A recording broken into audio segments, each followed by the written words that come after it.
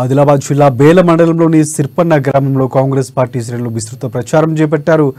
ఆవాల్పూర్ మాజీ సర్పంచ్ మీనాక చూద్దాం రెడ్డి ఆధ్వర్యంలో సిర్పన్న గ్రామంలో క్యాంపెయిన్ చేపట్టారు. ఇంటింటికి తిరుగుతూ గ్యారంటీ కరపత్రాలు పంచుతూ కాంగ్రెస్ అభ్యర్థి ఆత్రం సుగుణను భారీ మెజార్టీతో గెలిపించాలని కోరారు.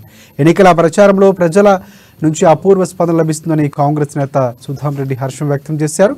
ఇక తప్పకుండా ఈసారి కాంగ్రెస్ పార్టీకి ఓటు వేస్తామని ప్రజలంతా ముక్త కంఠంతో చెబుతున్నారని తెలిపారు.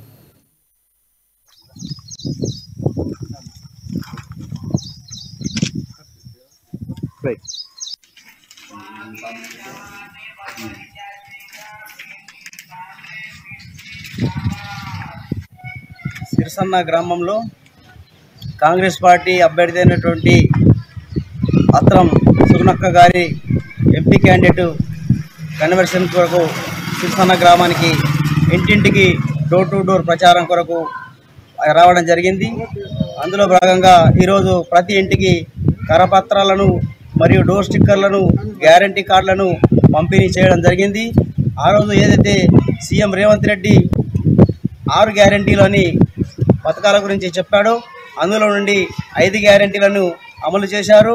ఒకటి ఉచిత విద్యుత్తు 200 యూనిట్లు, అదేవిధంగా 500లకు గ్యాస్ సిలిండర్లు, ఆరోగ్యశ్రీ 10 లక్షల రూపాయలకు, అదేవిధంగా ఏవైతే పథకాలని అమలు చేసిండో ఇది రుణమాఫీ కూడా 2 లక్షల రూపాయలు ఆగస్టు లోపల చేస్తానని చెప్పడం జరిగింది.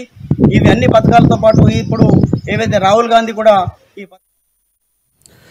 టాలీవుడ్ మెగా హీరో వరుణ్ తేజ్ తన కుటుంబం సభ్యులతో కలిసి పిఠాపురం వచ్చారు. ఆయన తన బాబాయి పవన్ కళ్యాణ్ కోసం నేడు ఎన్నికల ప్రచారంలో పాల్గొనబోతున్నారు.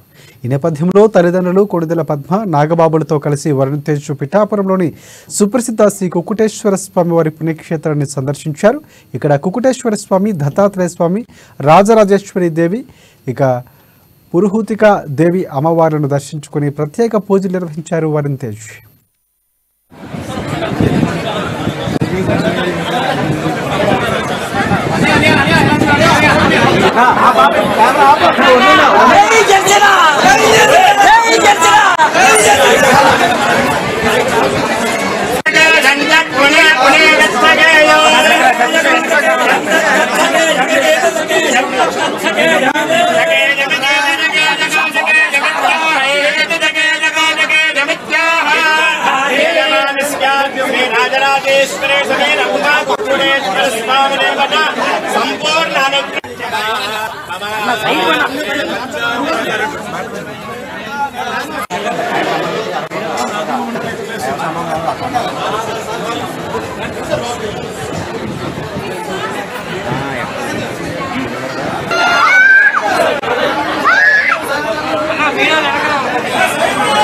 ఓకే